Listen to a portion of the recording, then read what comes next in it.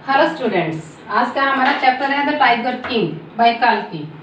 ये काल्पनिक कहानी है जो प्रतिबंधपुरम राज्य की है, जहाँ का प्रिंस था झुंझुन बहादुर, जो अभी 10 दिन का ही था कि कुछ भविष्यवक्ताओं ने कहा कि यह राजा नायकों का नायक, हीरो का हीरो, चैंपियंस का चैंपियन बनेगा, और लेकिन एक दिन इसे मरना पड़ेगा।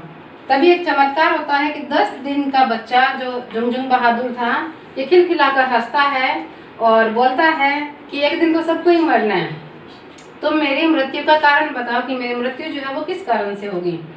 तब चीफ एस्ट्रोलॉजर ने बताया कि तुम्हारी जो जन्म है, तुम्हारा जन्म जो है वो वृषभ काल में हुआ है, इसलिए वृषभ और टाइगर दोनों आपस में दुश्मन होते हैं और तुम्हारी मृत्यु जो है वो टाइगर की वजह से होगी। तुम्हारी मृत्यु का जो कारण है वो टाइगर होगा।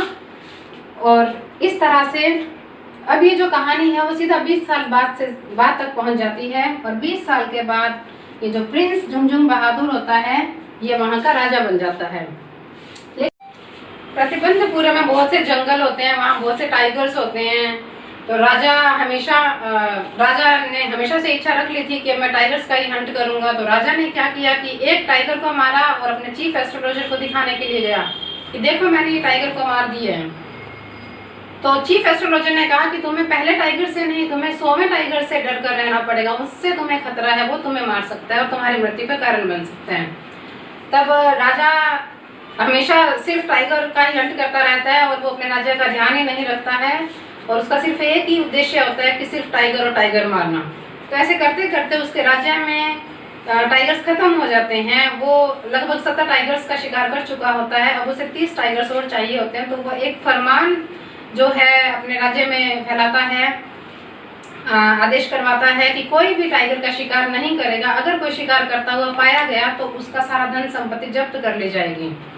तो तभी एक वहाँ पर ब्रिटिश ऑफिसर भी आया हुआ होता है और वो अपनी इच्छा प्रकट करता है कि उसे भी टाइगर का शिकार करना है। वो अपने दूत को भेजता है राजा के पास, लेकिन राजा उसे मना कर देता है कि ब्रिटिश ऑफिसर किसी भी चीज़ का शिकार कर सकते हैं लेकिन टाइगर का शिकार नहीं कर सकते। फिर बाद में राजा को इस चीज़ की टेंशन भी होती है कि कहीं ब्रिटिश ऑफिसर नाराज हो गया तो उसे अपने राज्य से भी हाथ धोना पड़ सकता है। ब्रिटिश ऑफिसर के गुस्से को कम करने के लिए राजा एक प्लान बनाता है। राजा एक ज्वेलर को बुलाता है और उससे 50 सोने की अंगूठियां मंगवाता है, और वो 50 सोने की अंगूठियां जो हैं ब्रिटिश ऑफिसर के पास भिजवाता है, ताकि उसकी जो पत्नी है वो 1-2 अंगूठियां ले लेगी और खुश हो जाएगी, और इस तरह से उसका राज्य भी बच जाएगा। लेकिन उन अंगूठियों की कीमत होती है कम से कम 3 लाख रुपए, और ब्रिटिश ऑफिसर की पत्नी जो होती है वो सारी की सारी अंगूठियां रख लेती है। हालांकि बहुत बड़ी कीमत राजा को इसकी चुकानी पड़ती है, लेकिन फिर भी वो सोचता है कि चलो मेरा राज्य तो बच गया। लेकिन अभी भी दूसरी तरफ हम देखें तो अभी भी राजा को 30 टाइगर और शिकार करने हैं, और जो कि उसके राज्य में तो अब है ही नहीं। तो अपने दीवान से सलाह मशवरा करता है कि वो ऐसे राज्य की राजकुमारी से शादी करेगा जहाँ पर जंगल हों, टाइगर्स हों। तो इस तरह से राजा अपनी शादी जो करता है ऐसी राजकुमारी से ही कर लेता है जहाँ बहुत से टाइगर्स होते हैं। और राजा जितनी बार भी अपने ससुराल जाता है 5-6 टाइगर्स को मार कर आ जाता है। अब तक राजा ने लगभग 99 टाइगर जो है शिकार कर लिए हैं, मार दिए हैं, हंट कर लिए हैं। अब राजा के ससुराल राज्य में भी टाइगर्स खत्म हो गए हैं। अब राजा को एक ही टाइगर जो है लास्ट चाहिए, 100वां, जिससे कि उसकी रियल लाइफ को खतरा है। अब उसे वही टाइगर चाहिए, लेकिन कहीं भी वो टाइगर नहीं मिल पाता। लेकिन इसी दौरान एक खबर आती है कि उसके राज्य में भेड़ बकरियां जो है वो कम हो रही हैं।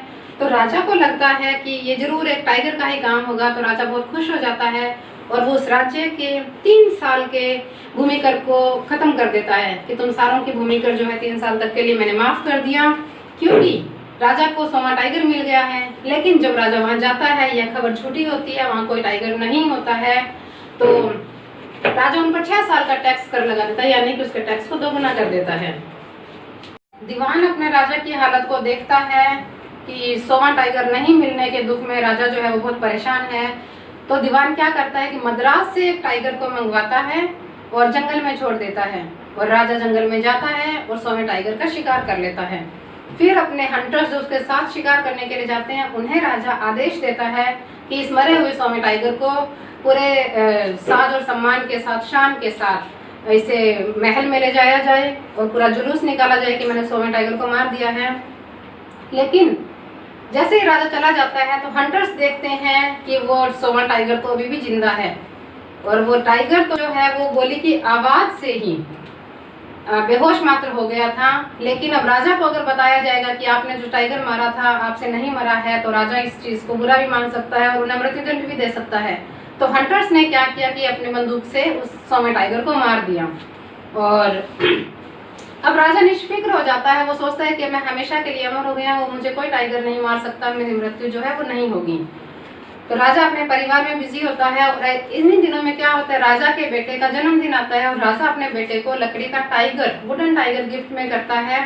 और उस टाइगर के साथ राजा अपने बच्चे के साथ खेल रहा होता है कि उसकी लकड़ी का जो नोक होती है वो उसकी अंगुली में चुभ जाती है और उससे राजा की पूरी बॉडी में इन्फेक्शन फैल जाता है।